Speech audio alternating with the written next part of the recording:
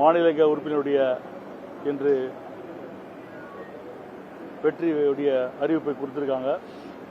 இந்த நேரத்தில் எங்களுடைய பொதுச் செயலாளர் திருமதி பிரேமலதா விஜயகாந்த் அவர்களுக்கும் எங்களுடைய கூட்டணி கட்சி தலைவர் அண்ணன் தமிழகத்தினுடைய முதலமைச்சர் அண்ணன் ஸ்டாலின் அவர்களுக்கும் இந்த நேரத்தில் என்னுடைய மனமார்ந்த நன்றியை தெரிவிச்சுக்கிறான்.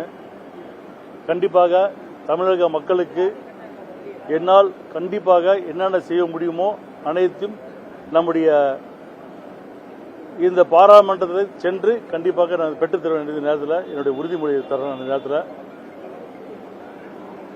நீங்க எதை கேளுங்க.